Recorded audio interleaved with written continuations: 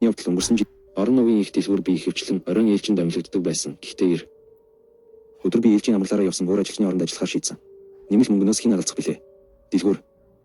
Хойн захын хэсэг болчлон хүмүүс хурдны замаар машин жолоодож өнгөрдөг хэсэг байлдаг. Шаахан үгийг санц байсан. 3 блокийн цаана байдаг бөгөөд энэ миний дэлгүүрээ ойрхон байгаа цорын ганц газар юм. Би машинаар мөн энд ажиллахад ямар нэгэн асуудал гарч байгаагүй. Гэхдээ анхны шөнийн ээлжиндээ ороход би маш их сандарч байсан. Би халаасандаа бэрцний шүршиж авч явдаг байсан. Үүнээс гадна надад өөр ямар нэгэн зэвсэг байгаагүй. Учир нь иймэрхүү зүйл тохиолдно гэж хизээж хүсэлгүй. Тэр бол мигмар гарагийн орой байсан. Би ардаа сууж байсан.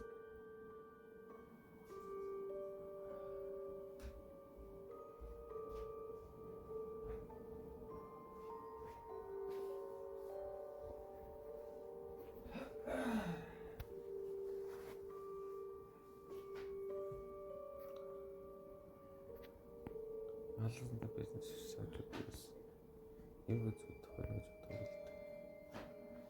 Тэгтэл амар шүү. Би гарч идэнгээ шүүрэн авч дэлгүүрээс гарч хин нэгэн байна уу? Сайн уу? Нагаад шууд цоожилсан зүрх маань.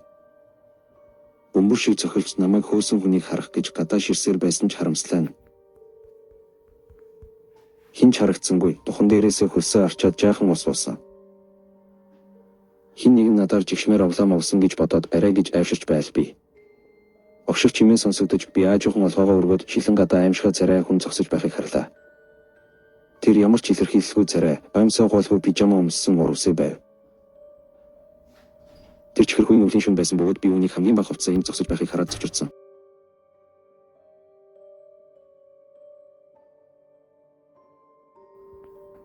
Жиг хөдөлгөөнгүй байв. Ир хүний ясан хурууга өргөн шилэн дээр огшоход хідэн хорон муухмын санагдсан. Шилэн дээр огоогоо гэх чимээ гарахад өвдөгний найсандаа чичирч ихсэн ч яаж игээд өөрийгөө хянаж чадсан. Игээд сандарсан хоолоогоор чи юу хүсэж байгаа юм бэ гэж асуухад үүний нүрээр бохирын нэмсэглэл одорсон. Ир намайг дуугаа болгоод хуруугаа уруулаад дээгүүр аваад хамгийн хачирхлаа байдлаар алхаж эхлэв. Ир өвдгөө өндөр өргөн хэрүүлхийгээр үлмийн дээрээ алхаж байв. Игээд инээмсэглэн бас олж эхлэв 1 2 3 эрг 1 2 3 эрг 1 2 3.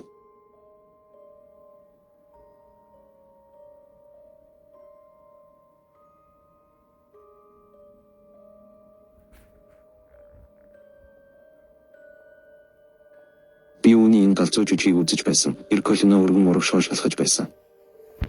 Үнэхээр өндөр аимшигай хүүхэлдэйн киноны дүр шиг 1 2 3 гэж олж байсан. Би цагдаа дуудахыг хүссэн. Гэхдээ би юу гэж гомдлох вэ? Энэ хүн солио байсан ч хаалга ивдэж орох гэж оролдоогүй.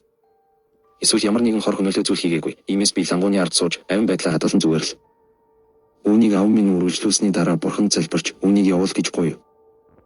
Ир нохоо шиг агаарыг үнэрлэж зогссон. Надад игээрээ ир бүрэн далцуурсан. Игээд. Ир өөрийгөө шилэн шахаж надад хэлв. Надаа оглооч Изабель.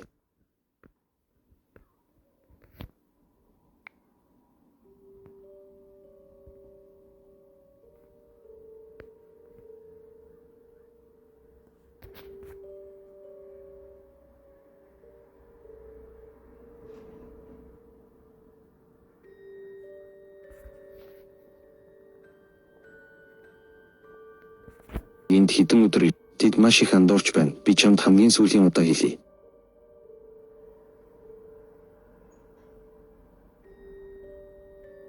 Яв эсвэл би цагдаа дуудана. Гарч ир.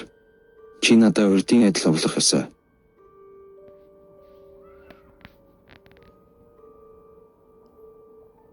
Надад чиний юбка өргөхийг гуйхад чи өргөөд надад хүснээрээ овлох боломж олгосон чинь санагдаж байна.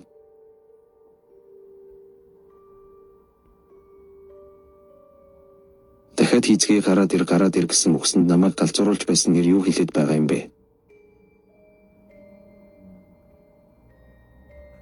Би ивчиж чадхаа байгаад 9-1 рүү залгаж энэ хүнийг мэдээсэн. Апраар надад ингэж хэлсэн. Сандарч цагдаа ирэхийг хүлээж байл солио хүн энд хашгирч зогссоор байсан. Ир гадагш гарахгүй эсвэл үүнийг оруулахгүй гэдгийг ойлгоод шилэн дээр цохиж хид.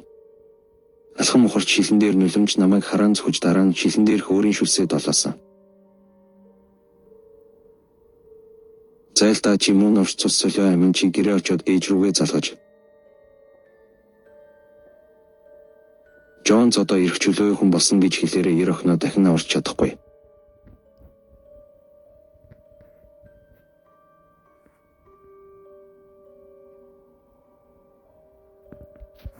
Ир ингэж хэлээд яваад харанхуй руу галга болсон цагдаа нар ирээд би усалж чадаагүй.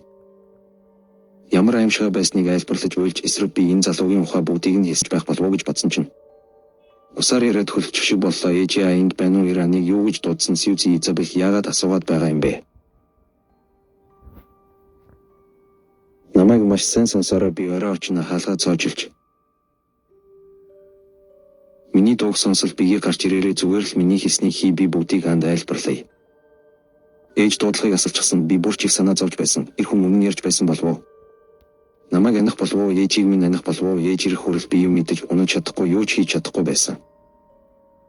Ир намайг ивэрч хүүхэд шиг мэгшин уйлж байсан. Дараа нь үүний хийсэн зүйл миний амьдралыг үрд өөрчилсөн. Чамд энэ бүхэн санагдах ёсгүй. Энэ чиний бага наснд нэм гараг бүр болдог байсан. Чи эмээгээ хойно цэцэрлэг хүрээлэнд очиж хөршийн хүүхдүүдэд оволдог байсан. Хүүхдүүдэд үн үлбэргүй бөмбөлөг бэлгэлдэг бөмбөлөг худалдагч хоёр заримдаа сайн найзууд болсон ч хөдөлгөө бид хоёр. Нэг өдөр чи надаас шоколад гоохот би үгүй гэж хэлэхэд энэ хүний ямар нэг зүйл буруу байгааг ойлгосон. Чи чимээгүй юбка өргөд хэрвээ би чамд шоколад өгвөл надад хам болохыг зөвшөөрнө гэж хэлсэн шүү дээ Сүүзи бил. Тэр ирийг чамайг болсон босоод олон хүүхдийг хүчинсэн гэдгийг мэдсэн. Тэр идний бонд оруулж үнгүй бөмбөлөг өгнө гэж амлаад насан мөрчтөн гэмээсэн. Аав чинь бид хоёр үүнийг нин дээр мэдээсэн бөгөөд тэр шоронд орсон. Бид энэ дурсамжийг олгоноосоо балмаар байсан бол чамайг сэгцэн эмчид үзүүлсэн. Эмчилгээнийхээ ачаар энэ дурсамж цаг хугацааны ирэхээр бүдэрсэн юм. Би хизээч ийм ярагчин сулсагдан гэж бодож байгаагүй. Тэгээд ир дахиад чамайг олох зоргоо байна гэж юу? Би аль хэдийн дараагаа уулзсан нэр удахгүй шоронд орно. Үүнийг сонссны дараа би хэсэг хугацаанд дуурч чадахгүй байсан. Арьс минь хөндөрлөж байсан. Үүний надад хийж болох хамгийн муухай зүйлсүүд одоо би эдгээрийг сандаггүй. Би өвдөрхий бас өрөлдсөн байсан. Яг ир үед цагдаа нар ирэх баригчид ямар нөхцөлд иймэрхүү хүнийг дахин годомжаар алхуулах вэ? Энэ хүн гараад намайг хайж ирсэн. Хэдэн өдөр намайг ажилсан юм бүү мэд. Боломж хүлээж байсан ч би өдрийн ээлжинд ажилдаг болохоор над руу ойрч чадаагүй. Үүнээс би хөлдөж байгаа юм шиг мэдрэмж авдаг. Ир хүн хэдэн жилийн дараа намайг ансан гэхээс айдас авдаг. Одоо би өөр газар ажиллаж байгаа.